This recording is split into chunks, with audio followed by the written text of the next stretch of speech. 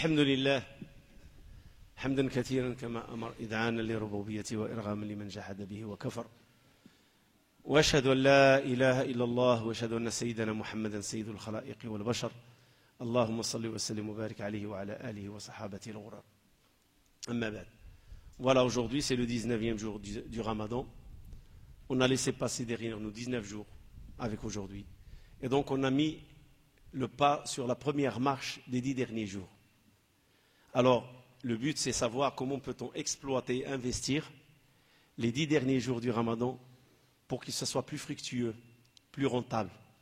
Parce que dans la religion, il faut parler de rentabilité. Il ne faut pas être gêné de parler de rentabilité. Rentabiliser la religion, rentabiliser l'adoration, rentabiliser le Ramadan. Parce que c'est ça. Allah le dit, puis-je vous montrer un commerce qui va vous sauver d'une souffrance douloureuse, d'un châtiment douloureux. Donc toute l'adoration, il faut la rentabiliser. Et on est durant le mois de Ramadan. On a passé 19. Il reste peut-être 10 ou 11. Tout dépend du mois. Est-ce qu'il va faire 29 ou il va faire 30? Alors comment rentabiliser? Alors il faut faire un programme. Ne laisse pas l'occasion passer parce que l'occasion, quand on la rate, elle laisse de l'amertume derrière elle et du regret. On regrette. C'est amer. Non, il ne faut pas laisser. Il faut savoir saisir l'occasion. Et Allah subhanahu wa ta'ala, parmi les choses positives, c'est que dans la nature humaine, Allah nous a créés ainsi. On est des gens ambitieux. Et subhanallah, quand il s'agit de l'adoration, les gens sont le contraire. Celui qui a 1 euro dans le compte, il aimerait bien avoir 10. Celui qui a 100, il aimerait bien avoir 200. Celui qui a 1000, il aimerait bien avoir 10 000. Et celui qui a 10 000 dans le compte, il aimerait bien les voir 100 000. Ça, c'est la réalité. Celui qui a un diplôme, il aimerait bien avoir un diplôme supérieur. L'être humain, il est de nature ambitieux. Dans la dunya, on le voit, c'est clair. C'est flagrant. C'est même pas clair, c'est flagrant. Les gens, ils se concurrencient vis-à-vis de la dunya. Ils font tout leur possible pour être meilleurs dans la dunya. Les meilleurs diplômes, les meilleures voitures, les meilleures maisons, les meilleurs habits, le compte bien blindé, bien chargé, masha'Allah. Ça, c'est la dunya. Mais pourquoi, quand il s'agit de l'adoration, on est faible, on est laxiste, on est paresseux. On ne donne pas de l'importance à l'adoration. Et pourtant, comme il y a un compte ici, il y a un compte là-bas. C'est la réalité. Tu as un compte ici, tu reçois le livret, tu reçois le relevé bancaire, tu le vois ton compte. Là-bas aussi, on va recevoir le livret, on va recevoir le relevé, le jour du jugement, les livrets qui vont être les bulletins qui vont être jetés. Ça va être notre relevé. Tu n'aimerais pas, mon frère, ma sœur, que ton relevé soit un relevé fructueux? Tu n'aimerais pas le jour où tu prendras ton relevé, tu vas le regarder, tu vas être content, joyeux. Masha'Allah, il est positif, non négatif. Ça, c'est la nature humaine. Comment peut-on penser ainsi dans ce monde et ne pas réfléchir à l'autre monde? Comment va-t-on être devant Allah subhanahu wa ta'ala? Comment on va se mettre devant lui? Alors voilà les 10 jours qui sont devant nous. Il faut les fructifier, il faut les rentabiliser, il faut les investir au maximum. Et le plan que je vous propose, dans les 10 jours, celui qui n'a pas encore fait de la lecture du Coran, il n'a pas fait la lecture.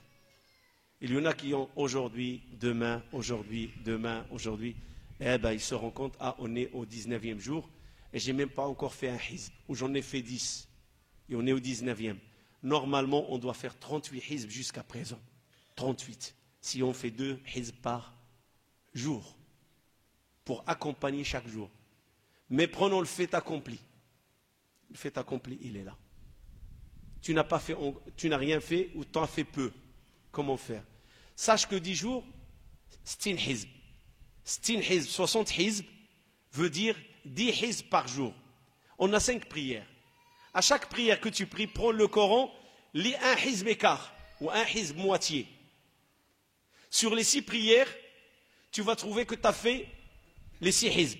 Sur les 5 prières, tu as fait les 6 hizb et tu les as dépassés. Voilà une formule qui peut te permettre de te racheter de tout ce que tu as raté durant les 19 jours. Ça, c'est une.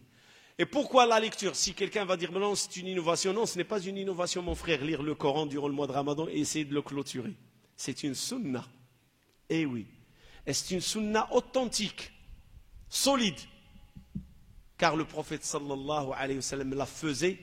Et vous savez, avec qui il faisait la lecture du Coran? Avec Jibril. Chaque ramadan, l'ange Gabriel venait, il descendait pour réciter et faire réviser le Coran avec le prophète sallallahu alayhi wa sallam. Révision du Coran. Pas dans le sens récite Mohammed, il le corrige, non. Lis, c'est la révision. Est-ce que les versets sont à leur place? Est-ce que chaque chapitre il est à sa place? Est-ce que les choses ils sont dans les normes? La parole d'Allah, est-ce qu'elle est comme elle est? Elle venait. Il envoie l'ange Gabriel à son prophète sallallahu alayhi wa sallam pour faire cette révision du Coran durant le mois de Ramadan. Et l'année de sa mort, comme il disait Abdullah ibn Mas'ud radiyallahu anhu, il dit cette année, l'année de la mort du prophète sallallahu alayhi wa sallam, la révision, elle a été faite 2 fois. C'est-à-dire les 60 hizb, ils ont été faits 2 fois. Pour dire que le Coran a été bien protégé par Allah subhanahu wa ta'ala. Donc saisis l'occasion, mon frère, ma soeur, sur les 10 derniers jours qui restent, et ne laisse pas l'occasion passer devant toi, et investis-toi dans la lecture du Coran. Alors quelqu'un dit, mais moi je ne lis pas, mais j'ai assisté à toutes les prières après l'Isha de Tarawih, avec l'imam. Et donc là où il est l'imam, moi je l'ai fait avec lui, je n'ai rien raté. Je dis ça c'est une, et la lecture c'est une autre. Ça c'est écouter, ce n'est pas comme lire, ce n'est pas comme regarder. Ce sont 2 choses différentes. Tu écoutes l'imam, c'est l'imam qui fait l'effort, c'est lui qui récite. Toi tu fais que méditer et suivre. Là maintenant, tu veux vraiment ajouter à la récompense et tu veux fructifier, rentabiliser le Coran durant les 10 derniers jours, il faut le lire. Pourquoi? Parce que chaque harf, chaque lettre, pas chaque mot. Le prophète sallallahu alayhi wa sallam, il a dit chaque lettre. Il a dit, je ne dis pas alif, lam, mim, lettre. Non, alif est une lettre. Lam est une lettre. Mim est une lettre. Donc 3 lettres. Et chaque lettre, c'est 10 hasanat. Alors celui qui me dit, mais moi, j'ai des difficultés à lire l'arabe. Je bégaye, je ne la maîtrise pas. Je lui dis, toi, tu es plus récompensé que celui qui maîtrise l'arabe. Subhanallah. Allah ne prive personne. Ce n'est pas tu es plus récompensé parce que tu ne sais pas lire ou parce que tu es mieux que lui, non. Parce que tu vas faire l'effort. Tu vas lire comme lui. Lui, il va lire, toi aussi tu vas lire, mais toi tu vas lire avec des difficultés. Lui, il va lire un hizb dans 15 minutes, 20 minutes. Toi, peut-être tu vas lire le hizb 45 minutes, 1 heure. Tu as passé plus de temps, tu as fait plus d'efforts, tu as souffert plus à sortir les lettres et pour ne pas se tromper. Alors Allah subhanahu wa ta'ala, il est juste. Et il va te récompenser pour cet effort que tu es en train de faire et pour tout ce temps que tu as passé pour lire sa parole. Donc ce n'est pas la même chose. Un qui lit dans 15 minutes et un qui le lit en 45 minutes ou 1 heure, un hizb. Ce n'est pas la même chose. Allah subhanahu wa ta'ala, il est juste et même pour le temps que tu as passé, tu seras récompensé. Donc il faut. Un frère, il m'a dit qu'il y a un frère qui a, durant, on va dire, la première moitié du Ramadan, je crois qu'il a fait 3 ou 5, je ne sais pas, 10 fois la clôture du Coran. C'est bien et ce n'est pas bien. C'est bien parce qu'il a fait un effort. Ce n'est pas bien parce que quand on lit le Coran 5 fois en 15 jours ou 10 fois, je ne sais pas, parce que le minimum que le prophète sallallahu alayhi wa sallam a fixé, 3 jours.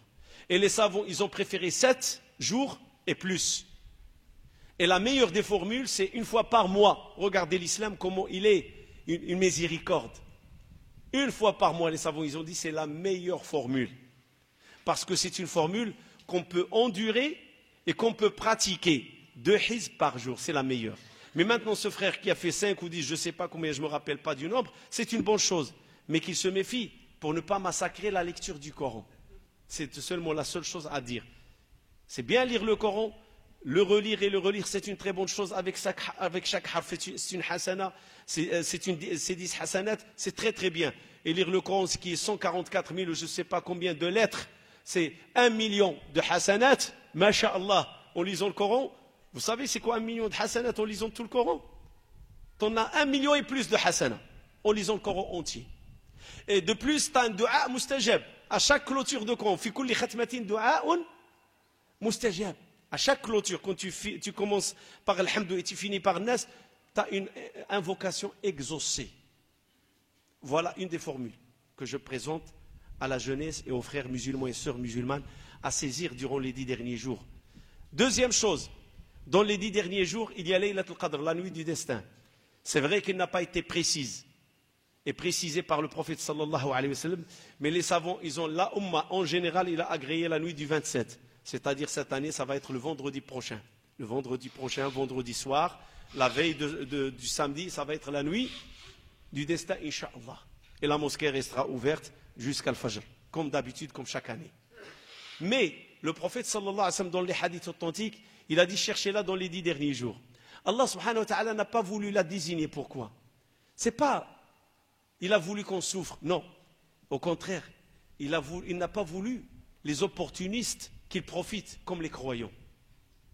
C'est une nuit bénie. C'est une nuit de miséricorde.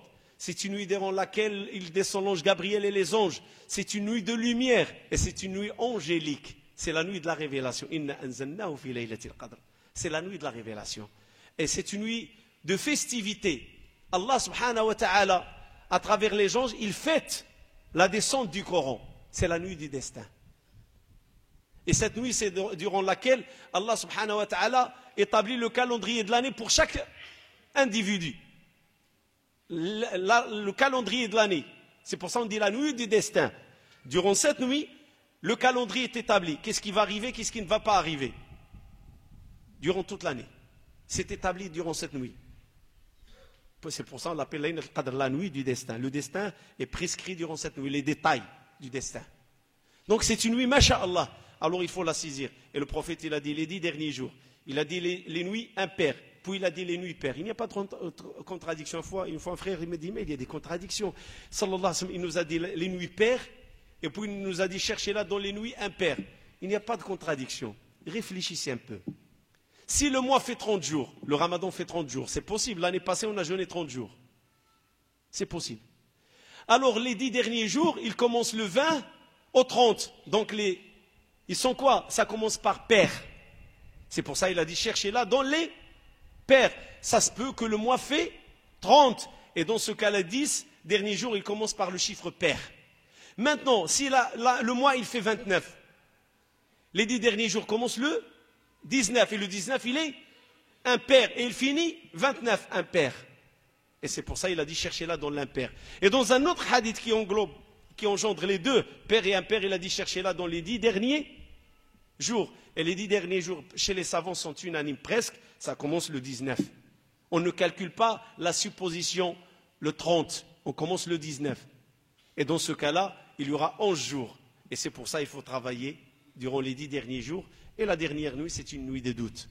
Alors il faut l'investir dans la lecture et surtout dans le faire le bien. Vous savez la description des compagnons du prophète sallallahu alayhi wa sallam durant les 10 derniers jours, comment il était?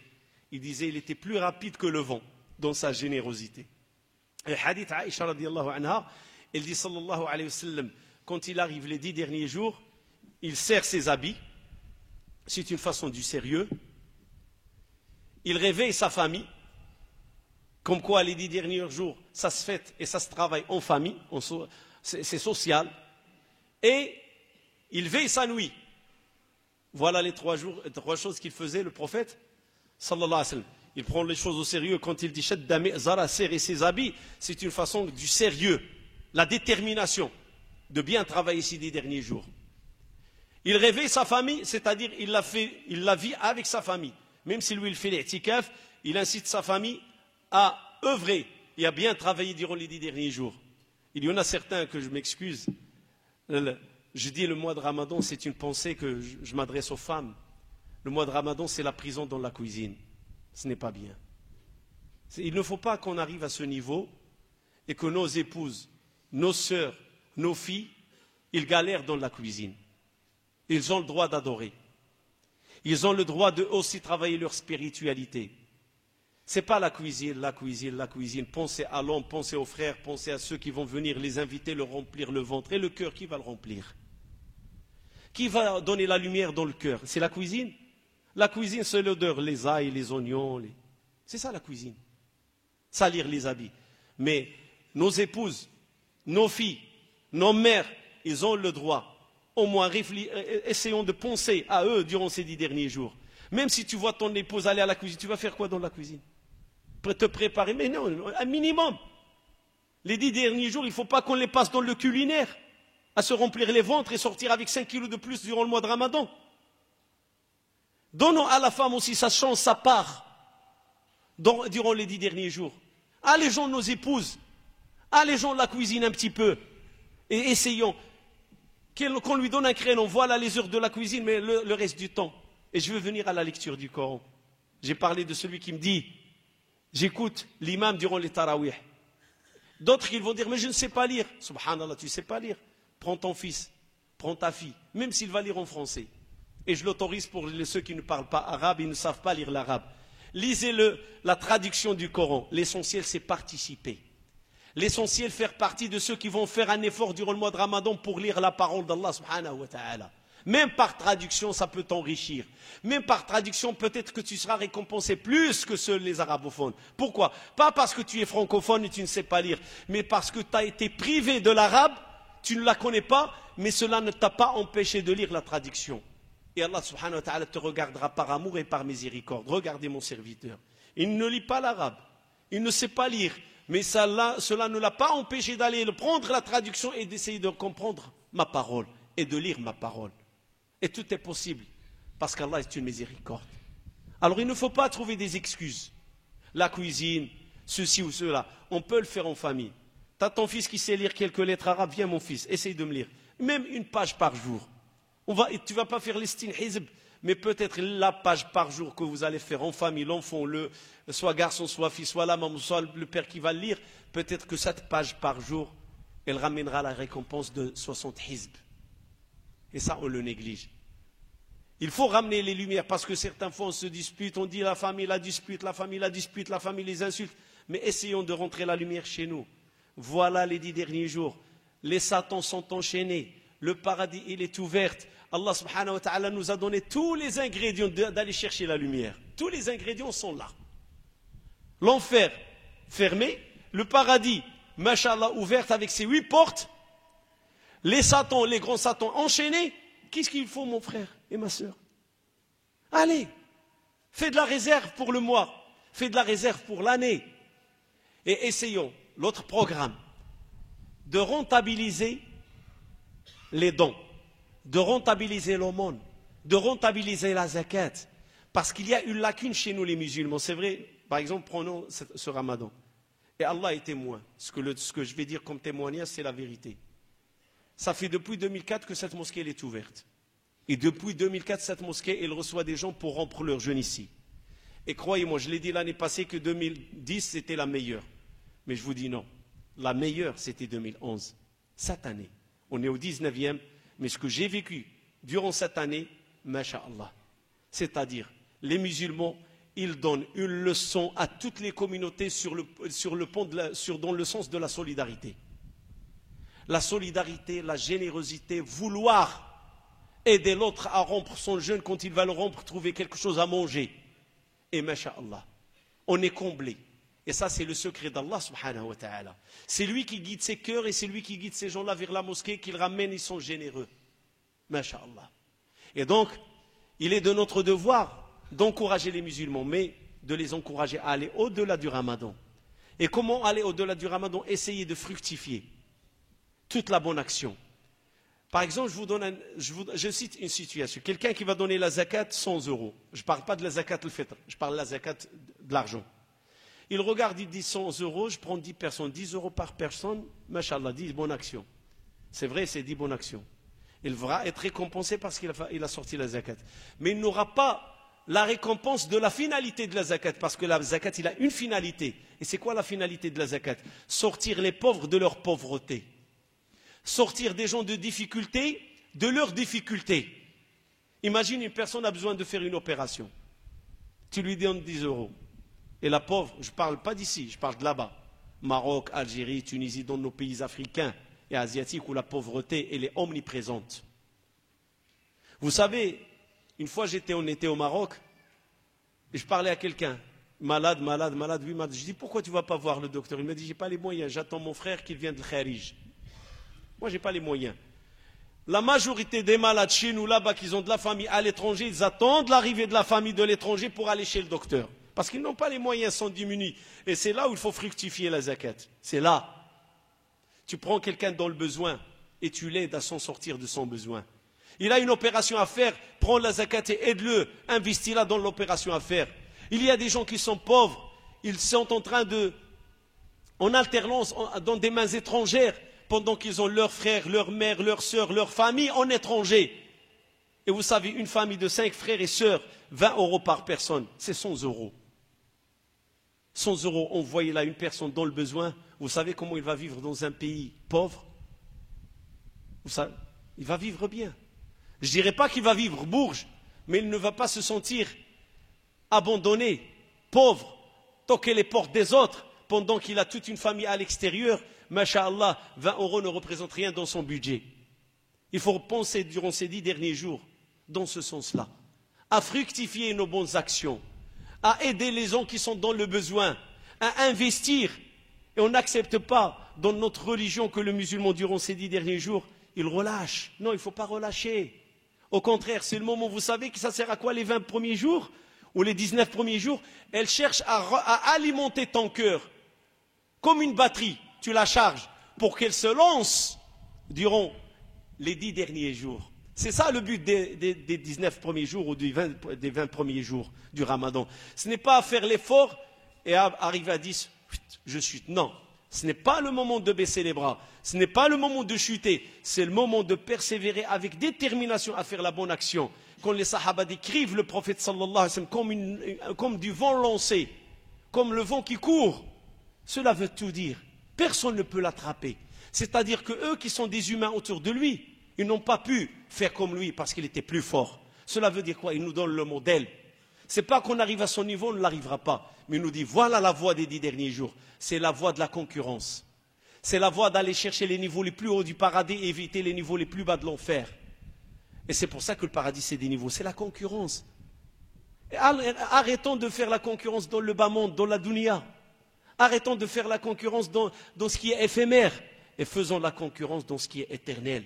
Pensons à ceux qui sont dans le besoin. Pensons à nos proches, parce que c'est un devoir. Allah le dit dans le Coran. Les proches, ils ont un devoir les uns vers les autres. C'est honteux. Si quelqu'un vit ici, il est à l'aise, et quelqu'un de ses proches là-bas, il vit la galère et le calvaire. C'est honteux. Et devant Allah subhanahu wa ta'ala, il va payer pour. Toi, tu manges, lui, il ne mange pas. Toi, tu es abrité, lui, il n'est pas abrité. Toi, tu as tous les besoins, lui, il n'en a pas. Alors pense à lui. Et le prophète le dit. Celui qui en a plus, qu'il donne à celui qui en a pas. Et nos frères chez nous, ils n'en ont pas. Pensons à eux. Et d'ailleurs, c'est pour ça que durant la fin du Ramadan, la zakat, la zakat qu'on sort, qui est toujours 5 €, et qu'on sort à partir des 10 derniers jours du Ramadan, Inch'Allah, cette année, on va la rassembler. Et on va l'envoyer pour nos frères au Somalie. Et je me rappelle, c'est pour vous rappeler que cette mosquée, elle a ramassé 45 000 € de zakat pour la Palestine une année. Et donc on est capable de dépasser le seuil de 20 000 € pour nos frères somaliens. C'est l'objectif. Donc faisons-le. On rassemble la zakat. C'est un programme parmi les programmes pour participer. Nos frères somaliens sont en train de perdre leurs enfants. Ils sont en train de mourir de famine à cause de la guerre. Au lieu de dépenser l'argent à acheter le manger à nos enfants, ils dépensent l'argent à acheter les armes à s'entretuer. La folie humaine, c'est cela le pouvoir. Voilà ce qu'il fait pendant que les enfants sont en train de mourir. Il préfère une balle pour tuer son frère qu'acheter 1 kilo de farine pour nourrir un enfant. Alors c'est à nous de prendre la relève. Et pensons à ces enfants, qu'on n'aimerait pas que nos enfants soient à leur place. Parce qu'aujourd'hui, quand on parle, nos enfants, j'ai fait pour mes enfants, j'ai acheté pour mes enfants, on est dans le superflu. Ces enfants-là, ils ne trouvent rien à manger. Ils lèchent la terre, peut-être comme le chien que le prophète sallallahu alayhi wa sallam, il a dit, le monsieur qui est descendu dans le puits, puis il est remonté, il a trouvé un chien en train de lécher la terre, chercher l'humidité. Ils sont en train de lécher la terre, peut-être ils vont trouver dans la terre une goutte d'eau, ou peut-être un morceau d'herbe, pour sauver leur vie. Alors donnons cette zakat à nos frères somaliens. Et pensons, ceux qui ont de la zakat, ils sont en communauté ici, à leurs frères, à leurs pères, à leurs mères, à leurs frères, à leurs sœurs, dans leur pays, qui sont dans le besoin. C'est un devoir. Il ne faut pas lancer la charge sur une personne. Ah, c'est toi le... Non, entrez dans nous. Pensons à ceux qui sont dans le besoin. Pensons à nos frères au Somalie, la zakat al-fitr. Et pensons aussi à la fin, pour clôturer mon discours. Notre projet, il est toujours en fonction. Le terrain, on va, Inch'Allah, l'acheter. La signature, on attend la date de signature, parce que la propriétaire, elle va nous contacter pour nous fixer avec son avocat, le notaire, le jour butoir pour signer. Aujourd'hui, on est à 330 000 presque, peut-être plus, avec quelques sommes qui sont rentrées durant le mois de Ramadan. On aimerait bien. Je me rappelle le jour de l'année passée, c'était 150 000 euros. C'était un vendredi, et je suis monté dans cette minbar, dans ce podium, avec 20 000 euros que quelqu'un a donné le jour de l'Eid à la prière du vendredi. N'oublions pas celui qui a donné 100 000 euros, le tiers. C'est sérieux. Et on aimerait arriver le jour de l'Eid avec un chèque de 500 000 euros à la signature du départ pour acheter ce terrain. Que cette mosquée nous soit donnée, ou vendue, ou signée, cela n'annule pas l'autre projet. L'autre projet, c'est un projet de souci, c'est un projet d'avenir, c'est un projet de Coran, c'est un projet de communauté. Le grand centre culturel de Languedoc-Roussillon est peut-être le meilleur et le plus grand centre de l'Europe. Le musulman a le droit d'être ambitieux. Le musulman a le droit de viser haut. Le musulman a le droit de planifier pour l'avenir de nos enfants. Parce que cette mosquée, il n'y a pas d'école. L'école qu'il y a, c'est l'école de week-end, samedi, dimanche. Et on aimerait bien avoir une école dans laquelle nos enfants apprennent le Coran, apprennent la religion, apprennent la culture française, apprennent la culture musulmane. Où le musulman apprend c'est quoi la société et vivre l'islam dans la société française. Une salle de fête, une salle de mariage, gymnase, école, boutique, même pompe funèbre musulmane. Tout ça, c'est le souci. Un méga projet, une petite ville dans un projet qui répond à toutes les attentes de la communauté. C'est ça le projet du terrain des vignes. Ce n'est pas une mosquée seulement, c'est mais plutôt une réponse aux attentes de la communauté. Que ça prend 5 ans, que ça prend 10 ans pour le concrétiser, on le fera, Inch'Allah. Mais avec l'aide, la volonté et la détermination de la communauté, hommes, femmes, petits et grands. Si on est déterminé, on le réussira, Inch'Allah. Dans ce sens, un frère demande de dua. Il a construit un projet. Il a dit, le premier appartement vendu, il revient à la communauté. À la mosquée, bien sûr. Il a un projet, il est à vendre, ce n'est pas ici. Il a dit, premier appartement vendu, son revenu total, il revient à la mosquée. Qu'Allah lui facilite. Ya Rabbi tissir له. إن الله وملائكته يصلون على النبي يا أيها الذين آمنوا صلوا عليه وسلموا تسليما. اللهم صل على سيدنا محمد وعلى آل سيدنا محمد كما صليت على سيدنا إبراهيم وعلى آل سيدنا إبراهيم وبارك على سيدنا محمد وعلى آل سيدنا محمد كما باركت على سيدنا إبراهيم وعلى آل سيدنا إبراهيم في العالمين إنك حميد مجيد. اللهم اجعل جمعنا هذا جمعا مرحوما واجعل تفرقنا من بعد سالم من الشر معصوما ولا تدع بيننا ولا منا شقيا ولا محروما. اللهم اغفر لنا فيه ذنوبنا وكفر عنا سيئاتنا واقض حوائجنا واستر عيوبنا. اللهم إنا نسألك من الخير كله عاجله وآجله ونعوذ بك من الشر كله عاجله وآجله. واجعل الحياة زيادة لنا في كل خير واجعل الموت راحة لنا من كل شر واجعل خير أعمالنا خواتمها وخير أيامنا يوم نلقاك. اللهم وفقنا لما تحب وترضاه. اللهم وفقنا لما تحب وترضاه. اللهم وفقنا لما تحب وترضاه. اللهم إنا نسألك من خير ما سألك منه نبيك سيدنا محمد صلى الله عليه وسلم ونستعيذ بك مما استعاذ منه نبيك سيدنا محمد صلى الله عليه وسلم. اللهم يا رحمن يا رحيم ارحم المسلمين والمسلمات المؤمنين والمؤمنات الأحياء منهم والأموات إنك سميع مجيب الدعوات. اللهم من أرادنا وأراد الإسلام بخير فوفقه وأعين ومن أرادنا وأراد الإسلام بسوء فاجعل دائرة السوء عليه. اللهم إنا نجعلك في نحورهم ونعوذ بك من شرورهم. اللهم تقبل منا صلاتنا وصيامنا وقيامنا. اللهم تقبل منا صلاتنا وصيامنا وقيامنا. اللهم تقبل منا صلاتنا وصيامنا وقيامنا واغفر اللهم ذنوبنا واستر عيوبنا. اللهم يا ستار استرنا فوق الأرض وتحت الأرض ويوم العرض عليك وأدم علينا سترك الجميل في الدنيا والآخرة أرحم الراحمين يا رب العالمين. اللهم هيئ لهذه الأمة أمر رشد يعز فيه أهل طاعتك ويذل فيه أهل معصيتك. اللهم نسألك الجنة وما يقرب إليها من قول وعمل ونعوذ بك من النار وما يقرب إليها من قول وعمل.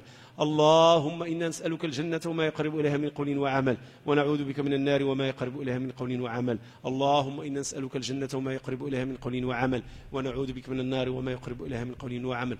اللهم انصر الشعوب العربية المسلمة، اللهم انصر الإسلام والمسلمين، اللهم انصرهم في سوريا، وانصرهم في ليبيا، وانصرهم في تونس وفي مصر وفي اليمن وفي فلسطين وفي العراق. اللهم أكسر شوكة الكافرين، اللهم أكسر شوكة الكافرين، واعل كلمة لا إله إلا الله، وقوي شوكة الدين. اللهم أعنا على نصرة دينك وإعلاء كلمتك، ويسر لنا أمورنا، واقض حوائجنا، ومدنا يا ربنا بقوة من عندك تعيننا بها على نصرة دينك ونصرة سنة نبيك. اللهم قونا من عندك، اللهم قونا من عندك، اللهم قونا من عندك، وزين أخلاقنا بالحلم، ونور عقولنا بالعلم، ووفقنا لما تحب وترضاه. مجموعة ديال الأدعية يا إخوتي. ابن يدعو لأبيه بالمغفرة والرحمة ميت، فنسأل الله سبحانه وتعالى الرحمن الرحيم أن يرحمه ويرحم أموات المسلمين أجمعين. اللهم ارحم آباءنا وأمهاتنا وإخواننا وأخواتنا وأبناءنا وبناتنا بالرحمة الواسعة. دعاء للتيسير بأخ مسافر، اللهم يسر له أموره، واقض حاجته، ووفقه لما تحب وترضاه، واحفظه واحفظ زوجته من كل سوء يا أرحم الراحمين يا رب العالمين. امرأة تصدقت ب100 أورو، ندعو لها بالشفاء والتيسير. اللهم رب الناس اذهب البأس اشف انت الشافي لا شفاء الا شفاؤك شفاء لا يغادر سقما. يعني ابنها مصاب في عينيه، فاللهم نور بصره. اللهم إنا نسألك يا الله يا نور السماوات والأرض نور بصره، اللهم نور بصره، اللهم نور بصره. ودعاء لامرأة مريضة كذلك بالشفاء، دخلت المستشفى مريضة بالقلب والسكر وعدة أمراض، فنعرفها ونعرف عائلتها، فنقول اللهم رب الناس اذهب البأس أنشفى أنت الشافي لا شفاء إلا شفاؤك شفاء لا يغادر سقما. اللهم شافها وعافها واجعله له طهورا لها، والطف بها وردها إلى بيتها معافاة إن شاء الله. وآخ من أورليون تصدق ب150 أورو وعجباته مونبولي، قال يطلب الله سبحانه وتعالى يسهل لي، أنا قال لي خدام في أورلي ولكن بغيت نجي نتحول هنا، فاللهم حقق له ما فيه الخير له. إن كان هذا التنقل من هناك إلى هنا فيه خير اللهم يسره له. وأدعو للشباب العزب والشابات العازبات، ما نسوهمش، الطلبات كثيرة، ونسأل الله سبحانه وتعالى أن يرزق كل شابة بشاب يصلح لها، ونسأل الله لكل أعزاب أن يرزقه بالشابة الصالحة. فاللهم أرزق شباب المسلمين العزب جوزات صالحات، وارزق العازبات من المسلمات زواج صالحون إن شاء الله. اللهم وفق الجميع لما تحب وترضاه. سبحان ربك رب العزة عما يصفون، وسلام على المرسلين، والحمد لله رب العالمين.